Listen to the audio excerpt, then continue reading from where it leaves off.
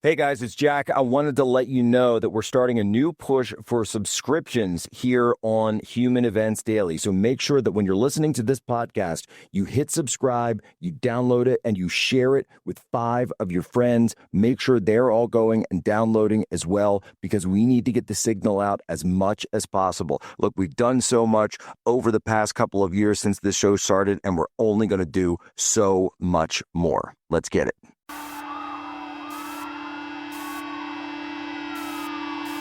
This is what happens when the fourth turning meets fifth generation warfare.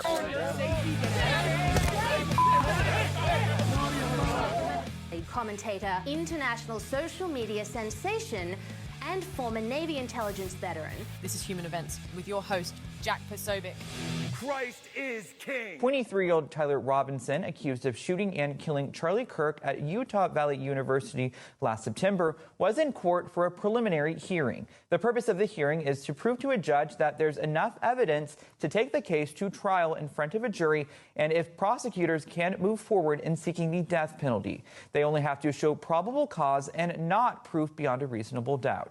The first witness called in the hearing was a police officer who was working at the university. What did you hear again?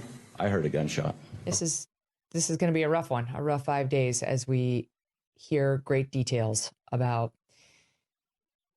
how this went down, what happened to Charlie, and what happened at Utah Valley University last September.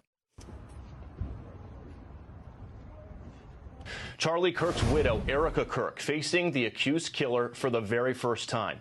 The week-long preliminary hearing is expected to give a detailed look at the evidence and will decide whether the case against Tyler Robinson will go to trial. Good morning. Mr. Robinson, good morning.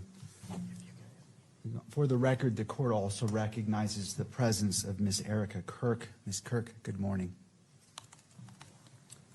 And would you mind relating what the doctor reports as the manner of death? Yes, I misspoke. It does say homicide. And then the immediate cause of death? A gunshot wound of the neck. Nothing further, Judge. The media is not going to film exhibits. And they are filming the ones that are on that screen. Ladies and gentlemen, welcome aboard today's edition of Human Events Daily. This is special coverage. The hearing of Tyler Robinson. Today is July 3rd, 2026, Anno Domini, and we are here live in Provo, Utah. Today I was in the courtroom, seated in the front row, along with Charlie's family, Don Jr., a number of other TPUSA friends and allies. Also in the courtroom were Tyler Robinson's family, and in fact, Tyler Robinson himself, of course, sat just a few feet away from us. And a lot of people I've seen online have been saying that Tyler was laughing and chuckling along with his defense team, and I saw that. But one thing that I noticed beyond that was that Tyler Robinson never turned back once. He kept his back to his own family, kept his back to Charlie's family, never once turned, never once expressed remorse, never once acknowledged their presence, never once even showed 1 ounce of any kind of human emotion towards the amount of lives that have been destroyed by this act. Charlie's wife, his widow, Erica. It was very emotional. It was very emotional for everyone. Charlie's mom and dad, and even Tyler's own family, I'm sure, were facing a lot of emotions. saw reporters there as well. And then we had the entire team. And, each side had their respective teams, lawyers, investigators. And above all else, we need to focus on the truth here. We need to push through the emotion. We need to push through the anger and understand that the truth must come out. And the truth of the evidence that has now begun to be presented. One side is pushing to release the evidence. One side is fighting that. One side asks that evidence be published publicly. One side fought against even having cameras in the courtroom today. One side says, let's put this evidence in court. The other side objects again and again and again.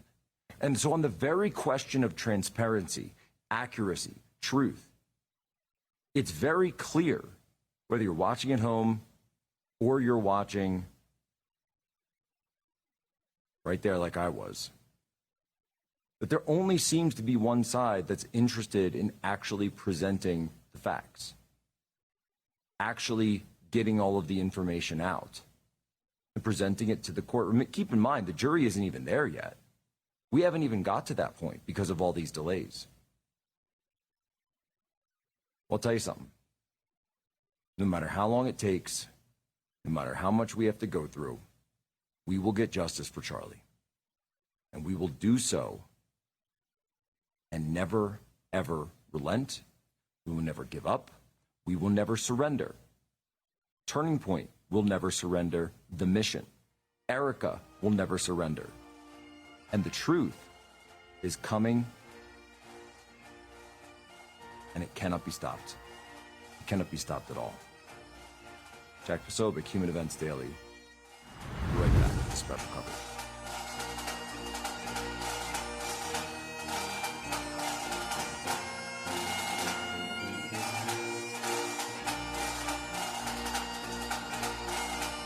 Nothing will stand in our way, and our golden age has just begun. This is Human Events with Jack Posobiec. Now it's time for everyone to understand what America First truly means. Welcome to the Second American Revolution.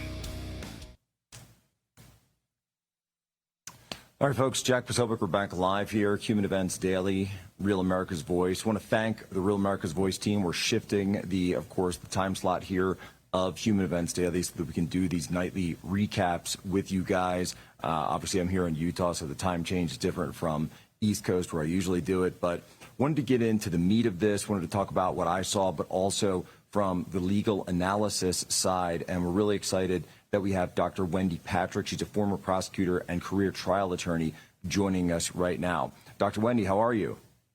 Oh, it's a pleasure to join you, Jack. Thank you for having me.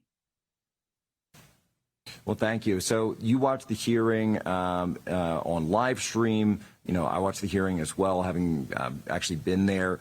Tell us, looking at it through your lens. I mean, I can view the body language. I can see the victim's family. I can see the members of the press. I can see the defendant. But, give us your legal analysis of how you saw today play out, and what nuggets do you think that we should focus on for those of us who want justice here? That's right, Jack. So the legal analysis is a lot more sanitized than what you saw, which is the raw emotion that must have just filled that courtroom, given the fact that Charlie Kirk is a beloved public figure, Christian leader, husband, father, inspiration. Legally, everybody has to take a step back and say, what are the elements of the crime that we're seeking to prove? And it's true, a preliminary hearing is a probable cause hearing. There's a much less burden of proof than a real trial. But at the same time, the prosecution has to establish the elements of the crimes that they charged, including the death penalty. So what you saw all day today was exactly that. Some may think it's tedious, but this is as it should be. You had witness after witness, element after element. You had all the objections you might expect from the defense attorneys who are perfecting their record for appeal. One thing that really characterized the morning, as well as the afternoon, was it seemed to be very civil. There's no such thing as a routine trial, but objections can be routine in the essence that you expect them to come. You expect there to be objections to the most sensational evidence. And on that note, as you asked, the most sensational evidence is the shot. And unfortunately, that's a part of the trial that nobody wants to see. Again, certainly not the family members of Charlie. You even saw the judge had a tough time watching that video. He watched it privately, but we watched his face as he did so. And as you might imagine, this is really hard to see. It's the kind of footage that you have to watch once if you've got to establish the evidence being there, but you probably don't want to keep watching it. And I would imagine that's going to be the judge's ruling when we get to trial. But we're really warming up to creating that foundational timeline upon which the rest of the evidence will be put for the rest of the week. Well, and that's something, too. I mean, look, I was there when the judge had that reaction. Some members of the family did, of course, choose to walk out prior to that video being played in the courtroom. And there were a few of us that stayed as well and went through all of it. Look, I've seen that video before and many, many times. And in fact, I've watched it myself, slowed down, sped up, all the different ways you can watch it. But seeing the judge's reaction, it really took me back to the first time that I saw it and just the abject horror and the shock of seeing that happen to a friend of mine and knowing what it would set in motion and knowing that this day would come and eventually the final trial itself will come. But you're absolutely correct in that we also have to understand that those videos are key pieces of evidence because they give us timing. They can also give us things like trajectory, ballistics. Obviously, this will come up in the autopsy report as well, which the autopsy report was entered today, although they did not get into detail of the autopsy report. I was able to, see maybe a glance of it, but no photos were shown, and we could really, didn't even have the opportunity to be able to read anything. But again, as harrowing as all of this is, as grueling as all of these have been, and it has been grueling, this is all absolutely key for getting over that hurdle of probable cause so that a plea can be entered and that the trial machinations can begin. That's right. And Jack, that's particularly important in a high profile case like this one. It's a case where the cameras are right there in the courtroom, ready to catch any mistake that's made. Prosecutors are probably being very cautious and putting in more evidence than they think they need, lest they make any mistakes and have to redo everything. And at the same time, there's no reason to be overly traumatizing with pieces of evidence you don't need for preliminary hearing, like the autopsy photos or other types of photos. That is the worst of a case like this, is when you're going into a murder case, you're going to have to see evidence of the actual murder, hence the showing of that video. On a more clinical side, the other thing you really saw today is all of the different objections that were overcome. Everything from authentication, admissibility, publication, relevancy, reliability. I mean, everything that both sides needed to focus on to put in the evidence or to keep out the evidence, that the case may be, was kind of the underpinning of the emotion. And by the way, Jack, that is one of the things that the defense was asking for before we all saw the case today, before you were allowed in the courtroom, is the defense wanted it to be closed to the public, closed to the press. The judge, in ruling that it's going to be an open proceeding, live streamed, really reminded everybody that there are plenty of other ways to ensure due process for Mr. Robinson. That includes everything from making sure you spend enough time with a big enough jury pool to be able to get men and women who can be fair, everything from making sure you don't have overly gratuitous pretrial publicity. There are lots of ways in which he will attempt to rein in some of that press pretrial. But as far as prelim and what we're seeing this week, it's necessary to put in all of the evidence, and it's necessary to make all the objections to perfect the record for post-trial advocacy, shall we say. Because let's face it, if the court of public opinion is any guide, you're going to see that same evidence we already know about put into a court of law this week.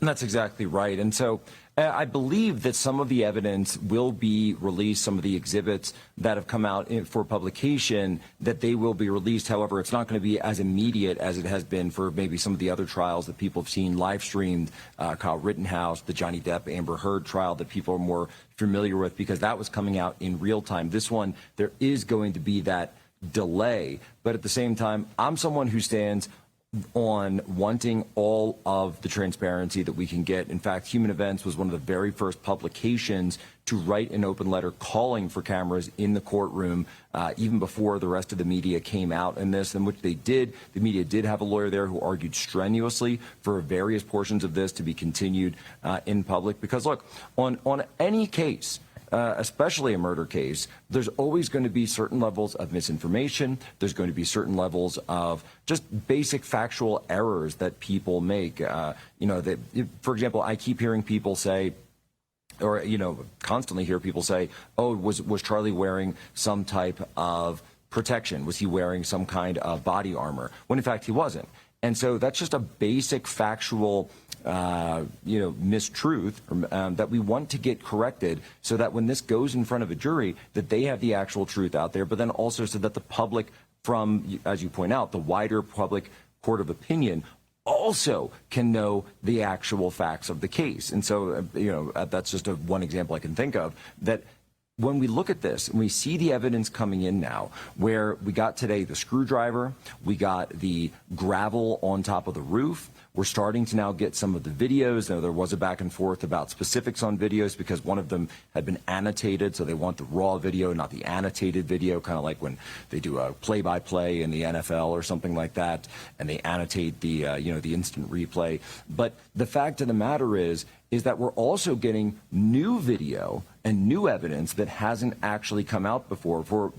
To my mind, the fact that Tyler Robinson had arrived on campus and traveled there 4 times, not just on the day of the killing, but in fact also that sort of just after midnight arrival in the neighborhood, which was north of the campus. And in fact, I went with the Human Events team here and our field correspondent, Kevin Posobiec, and walked the UVU campus yesterday so we could have that sort of picture in our own minds, that physical sense. We realize how close all of these places are.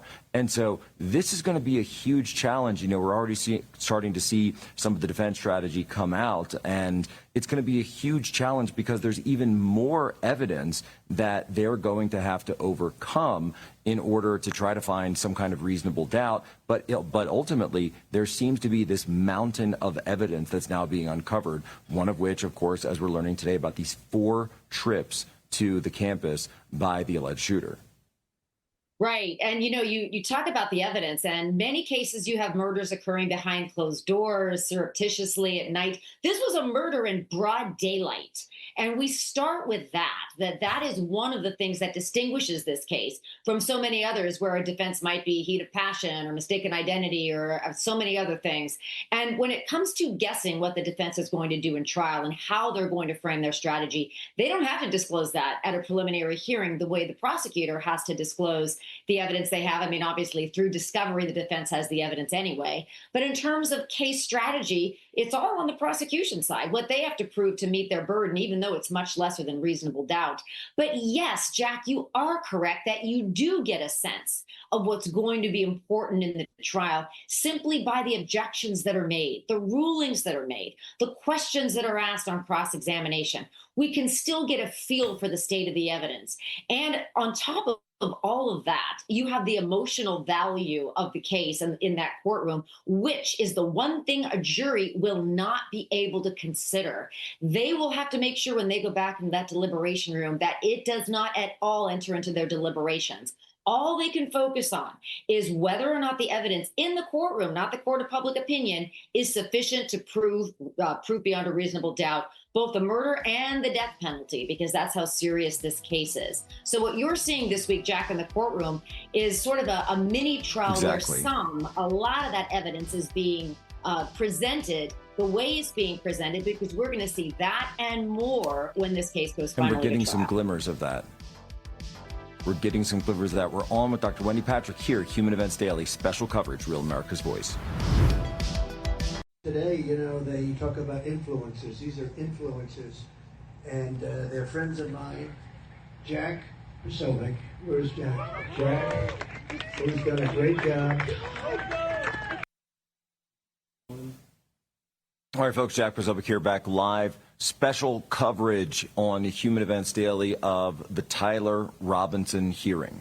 Justice has begun, and I want to give a huge shout out to our good friends over at Allegiance Gold that are helping us out. We've partnered with them in a major way. In fact, they came in big for Human Events. We said we wanted to come out here. We wanted to do this special coverage. We knew that the situation could get a little bit risky, a little bit hairy, and so Allegiance Gold stepped up and said, we are willing to provide security for the Human Events team while you're out there in Provo, Utah. So I want to give a huge thank you to them. We know it's called protectwithposo.com, so you can protect your savings. They will protect your savings just as they are providing that protection to us here on the ground. And we couldn't be more blessed and honored to say thank you to Allegiance Gold for doing that. I wanted to just take a quick second. And, you know, they said that we should show some of the great stuff that they have that we've, of course, personally, myself, the Poso family has gotten. And, you know, there's a few pieces that they have, even new pieces and some old pieces that you can get for your family that we've got. This is the St. Michael. These are silver.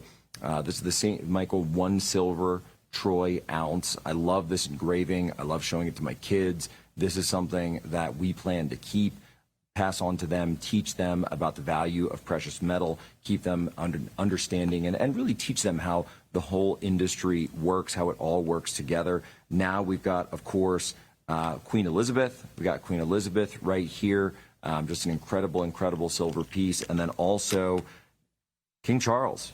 We have the brand new King Charles coin. So this is coming out. This is silver. This is 2 ounces, so you can see how thick it is right on the side there. King Charles III, the new silver piece. You put that up with the Queen Elizabeth, and it's just, again, it's just something to be able to show the kids, to be able to teach them, but then also for our own self to understand that it's a way to make sure that we're protecting our family's finances, that we're protecting all of the hard work that we do day in and day out. And these become great pieces. They can even become family heirlooms. They can become something you pass down. That's certainly what we intend. And if you guys want to check them out or just show some support to the people who are supporting us so much, go to protectwithposo.com. Remember, it's protectwithposo.com. So I want to get in breaking down some more of legal analysis that we're seeing. We're on with Dr. Wendy Patrick. Dr. Wendy, when we look at, some of the speed of all of this, I've got people like myself, I want to move at the speed of Twitter. I want to move at the speed of social media. I want things, I'm an East Coast guy, right? I like moving fast. But, we're now here it's been almost a full year. It's been 10 months since the actual shot rang out. Just a few miles from where I sit here in Provo, Utah. Is this something we should expect? Is this expected to go on this long for murder cases, or is this something that's more routine? It's expected. It's routine in the sense that murder cases rarely move quickly unless there's a defendant who's unwilling to waive time and have a trial sooner rather than later. But in most cases, that does not benefit the defense strategy. Strategy includes having a look at all of the evidence. We still, there still may be angles or statements or other things that are still going to be coming forward through witness testimony at a prelim. You do expect that it's going to be a delay. In fact, I would say that 10 months from bullet ringing out to prelim isn't bad at all in terms of everybody getting ready for a case this big, this high profile, and this heavily publicized. That is a really important point too. And you mentioned it, you talk about you don't want people to be, predisposed based on what they've seen in the media.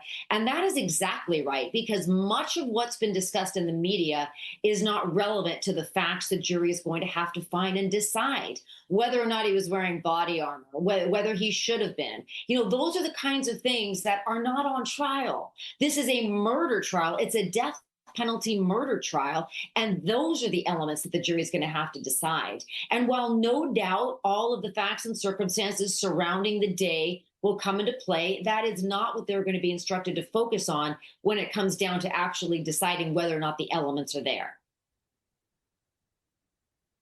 And so when they're digging through all of these elements, that's why essentially these, these objections keep coming up again and again, because all of this is going to play a role into what evidence actually makes its way to that jury when they are eventually seated.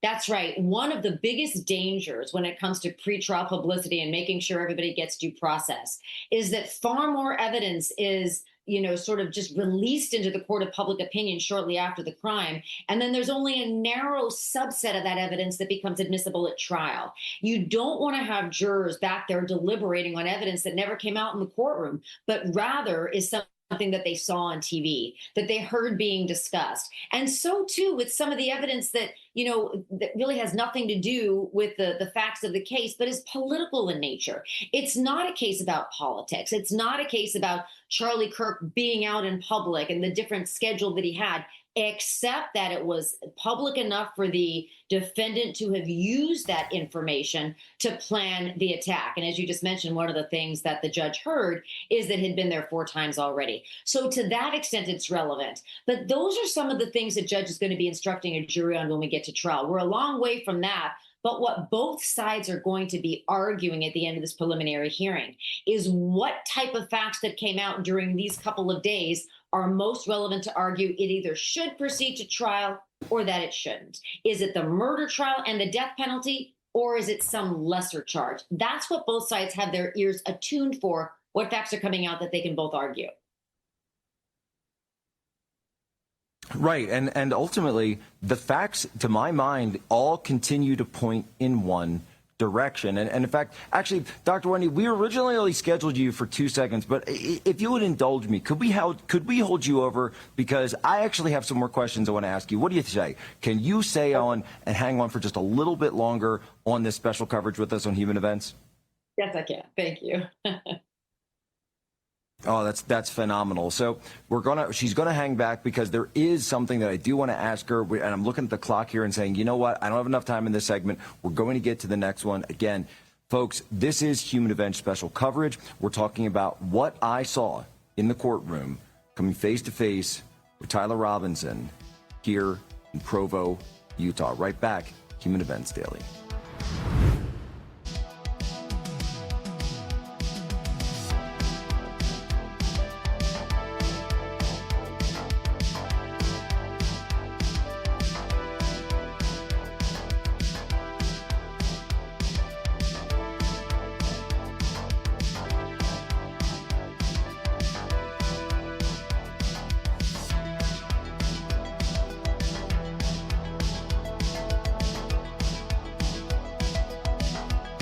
And Jack, where's Jack? Where's Jack? Where is he? Jack, I want to see you. Great job, Jack. Thank you. What a job you do. You know, we have an incredible thing. We're always talking about the fake news and the bad, but we have guys, and these are the guys who should be getting Pulitzers. All right, folks, Jack Posobiec, we're back live here. Real America's Voice, Provo, Utah. Special coverage of the pretrial hearing in murder case of Charlie Kirk.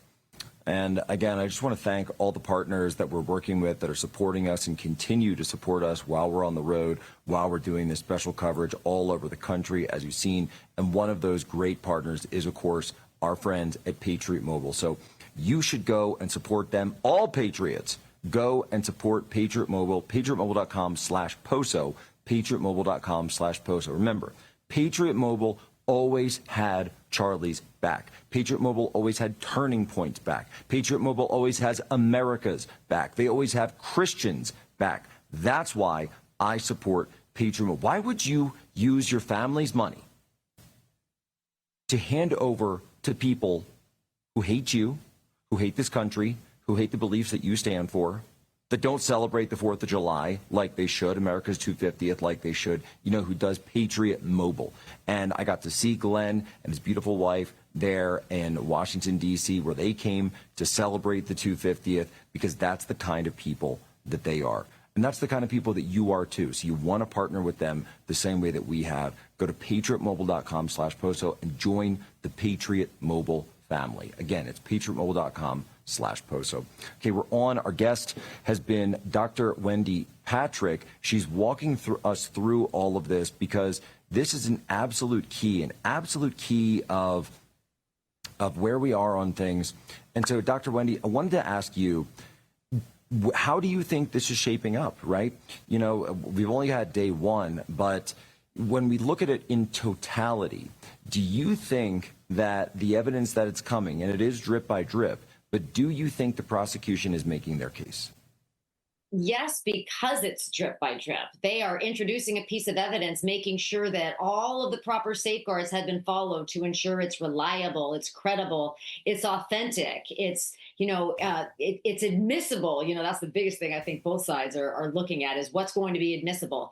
But, as we think through the state of the evidence and we think through the emotion that you mentioned, your clip at the beginning reminded me of another thing. Just as President Trump is no doubt delighted that you're covering this case, he was also delighted Charlie Kirk was doing the job that he was doing out in the community, for the Christian community, for the president's agenda, and for his voters. And so it's notable that not only did you have Don Jr. there today, you may have other members of the Trump family, but it's one more layer that both sides probably are thinking about as they're wrangling over what pieces of evidence are going to be admissible, because there are not only emotional overtones, there are political overtones to this case as well. And we would hate to see false narratives tainting the criminal process and the process of justice for both sides, justice for Charlie, due process for Mr. Robinson. But it's one of the things that you just can't get away from in this courtroom. And it's probably something the judge is thinking about as well as he rules on each and every one of these objections. You probably, as well as the rest of us, were glad when the defense established a standing objection, so they didn't have to continue reiterating the same talking points again and again. That's good for the defense, good for the prosecution, good for the speed of the preliminary hearing to be able to get this over with and stop re-traumatizing. I would guess, and you could tell me if this is your experience, many of the people in that courtroom, it is hard enough to watch it on live stream. I can't imagine how tough it is for those of you that are sitting, as you said, feet away from the defendant. Well, look, it's grueling, not just from, taking the emotional side out of it, and it is emotional, and I'm not going to sit here and say that it's not emotional for me to be sitting there knowing what happened, knowing why I'm there, knowing that I'm surrounded by the family members, that I'm there with the defendant. It's extremely emotional, and it's not easy. But when you go through and you say you just want it to be over with, you just want to be able to have, this is the evidence, do you agree with it or not? Ask the questions about it, but the constant objections, especially with the judge saying over and over, this is allowed by the Constitution of Utah, over and over, the same exact overrulings, it definitely got to the point where people are asking, is this all the defense team has? Because we want an actual trial based on the facts and the evidence. And it seemed to be that they were trying to block facts and evidence from getting into the public sphere, getting into the courtroom, and it's their job. It's certainly their job, by the way, to present those challenges. And there was only one real cross-examination that we saw today, and she presented various pieces of challenges to the investigator. It was a former UVU police officer who testified. She got her cross-examination in. She asked certain questions. Did you view this on the tape? Did you view that on the tape? All of that, I totally understand that's part of the process, but my goodness, the level of objections and nitpicking over every single thing. I have to, let me ask you this question for someone who's got experience in this. If that doesn't sit well with me just observing, how does that sit when you act like that in front of a jury? Not well, which is why you won't see that in front of a jury. That is my prediction. You're seeing a lot of the objections now to perfect the record and to be able to determine what will and won't be admissible at trial, because a jury's not sitting there right now holding all of this against the party that keeps objecting. The jury feels the same way you do. They, show me the evidence, tell me the timeline, let me hear the witness testify. in a stream of questions and answers instead of constant objections. So you will not see this at trial. You are seeing this now in order to make sure that the defense makes all the objections legally they have to, gets a feel for what the judge is going to do down the line, regardless of, whether it's going to be 2 months, 5 months, a year, God forbid. Let's hope it doesn't go that long. But you're getting a preview of the judge's view of what is and isn't going to be admissible at trial. So they won't be expending the same amount of effort at trial because they've already hashed it out, including the statutes that control some of these rulings here at the prelim. In fact, you saw, Jack, that the judge took a minute to look up one of the statutes very clearly because, as he said on the record, he wants to be absolutely sure that everything is done correctly. Sure he does, because he doesn't want to be trying the case again either. He wants everything to go smoothly and accurately the first time. Absolutely. And I totally understand the judge's perspective, for him playing the role that he has, where he knows that in a case like this, that if this goes all the way to verdict, gets the conviction, and being that it's a capital case, that means that if the death penalty is in fact reached and is in fact imposed here, then the very first thing that's going to happen is that this defense team is going to appeal this all the way up the chain to even the Supreme Court if they can. And that means that in each level of those appeals, every single one of these decisions is going to be incredibly scrutinized at a microscopic level. And so it seems to me that he's thinking backwards from that and saying, I want to give as much leeway to the defense as I can so they can't come back and argue that I was partial. Exactly, that I was partial and that I made rulings that were not supported by law. Because at the end of the day, that's what a reviewing court is going to look at. They're not going to look at, little credibility determinations that don't themselves implicate legal rulings. They're going to look at what is the law, what did the judge find, what facts did he articulate on the record that supported his finding.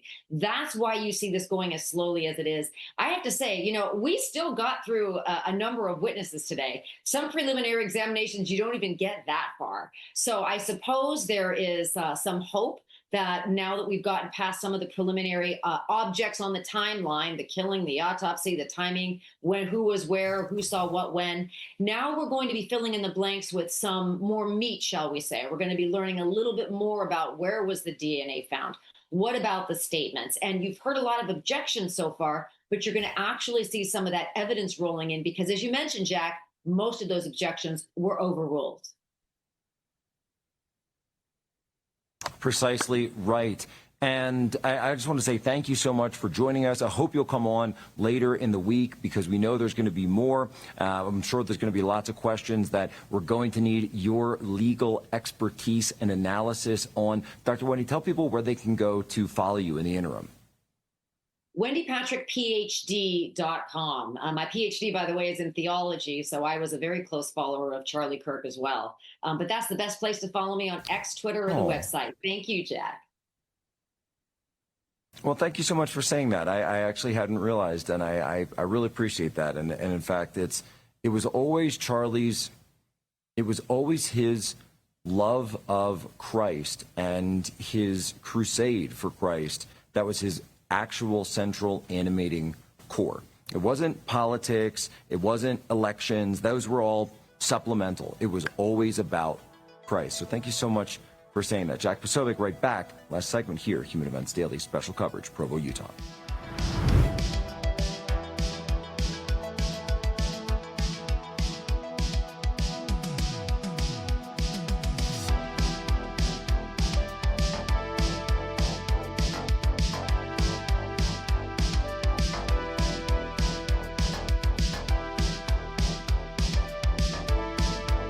So we're going to call this the Jack Posobiec Appreciation Hour. I can say confidently, I think Josh Shapiro would be the vice presidential nominee if it wasn't for Jack Posobiec. And that is, I'm being honest.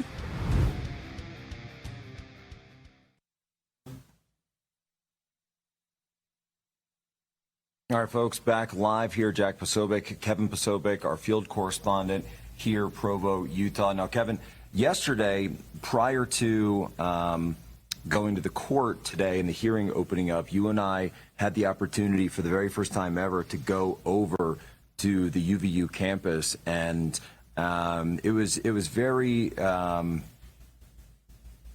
that we did, in a sense that we were able to see a lot of the buildings and a lot of the layout from the perspective of the case today, because so much of this hinges on that. And I'll just say, having seen it, having stood in that spot, it felt like a solemn place. It felt like a place where you could tell a great act of evil had occurred, and an act of evil requires a response.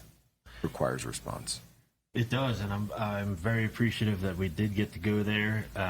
It was a Sunday, and school was out of session, so it was honestly pretty surreal that we were the only ones there for a solid hour, Jack. And yeah, I'm glad we got to do that. I know we were at the Charlie's Memorial, but it was also I felt honored to be there to pay my respects in some kind of way, but also from a architectural point of view. I've studied architecture and, the distances between objects and proportions, so that really helped me as well.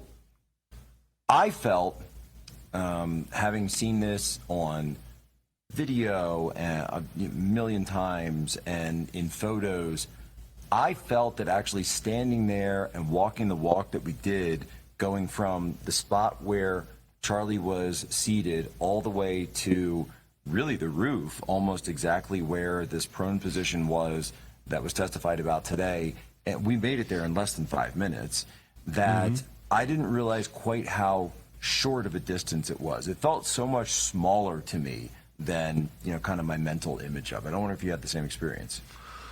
It was about that much. Yeah, it was honestly a little farther than I thought away from the distance from where he was prone, where he fired the shot, to the booth. But also, it's a staggered campus, like split level.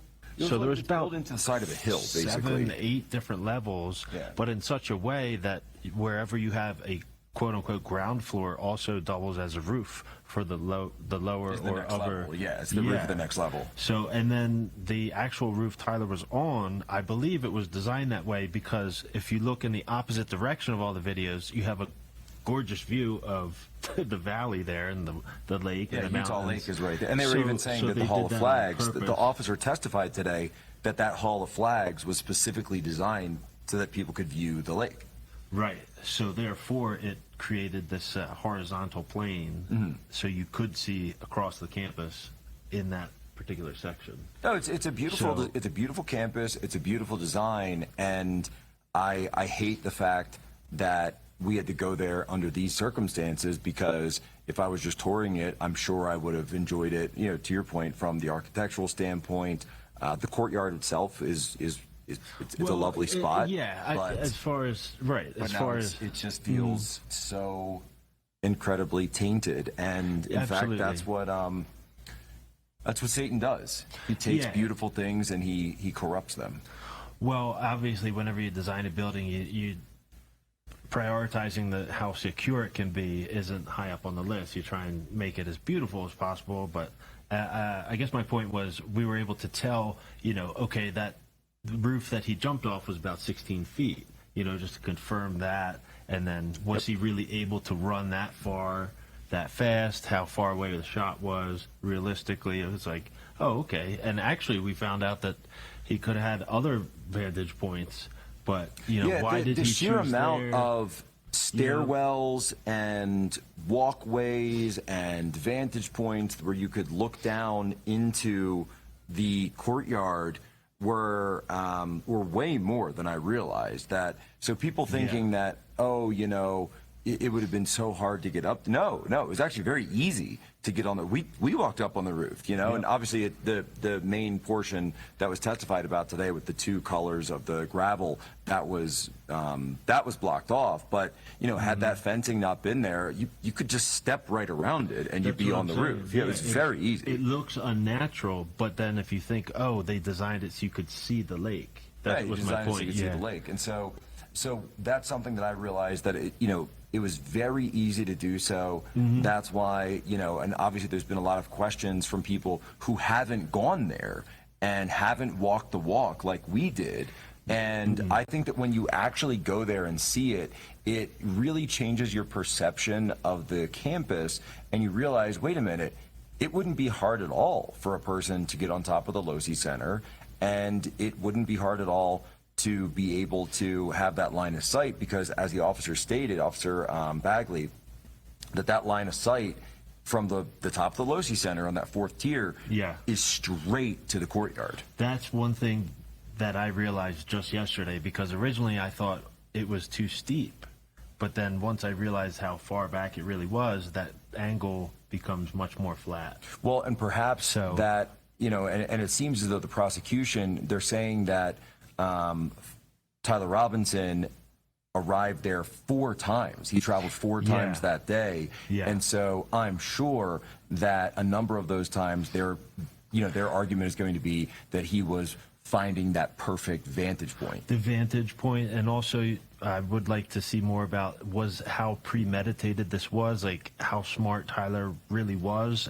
Why did he pick UVU as opposed to a different campus? But also, you know, we saw around UVU. He said that was a campus that was near to his area, so that was why he picked it, because he felt that he had spent some time living in Salt Lake City and also had spent time in the area as well, and so he felt like Charlie was, again, according to the documents that have come out, he felt that Charlie was invading Utah and creating a threat to his trans lover, and so he wanted to defend his trans lover. To speak to what you're saying, though, the east of his path, you know, just behind the campus, there was like vacant lots, and then it goes right into a residential neighborhood. Well, and we actually did take a drive, and just to say, we actually took a drive down there as well, and we were able, and we didn't want to put this on footage because you know, obviously there's people who still live there, there's families that live there, but we were able to find very quickly where Tyler Robinson was on these Ring cameras, the Nest cameras, where the car was. Now, we also know that there was another video that came out today. We didn't have that video before, I think. You were mentioning that, in the night, where he arrived. They show his car arrive. Someone opens it up, gets out, gets back in around, I think he said 12:38. So a.m. on the 11th. On the 11th. Okay. So that would have been the 4th time. And we saw where those woods were. We saw where that field was in between. It's all right there. It's really a small area. It's not it's not like some big expansive area. It's really self-contained. I mean, you could see all of it. You know, even if you were just walking, you could probably walk the whole thing in 10-15 minutes. As opposed to, like, you know, on the East Coast, we're used to like classic campuses with like sprawling entrances and exits. Really big. But this is just a stark drop off, and then it's like boom, like vacant lot, or like right to the residential areas. So that was surprising for me to see, but also it seemed like, oh wow, like all of a sudden you have the secure area, which most college campuses are nowadays, and then all of a sudden it no longer is, and then it's just right into a neighborhood. You know, and I think, what can I say, though? It's you know, it's our last minute here, and I'll just say this. I appreciate you being here, having my back as well. You know, give a special shout out to Allegiance Gold, of course, for providing us the protection that they are this week while we're out here doing this coverage. And today was a quiet day in terms of that, and I hope it stays that way. But of course, it isn't about us. It's about Charlie's family, and it's about getting justice for them. A debt is owed, and a debt will be paid. Jack Posobiec, Kevin Posobiec, Real America's Voice. Ladies and gentlemen, as always, you have our permission to lay ashore.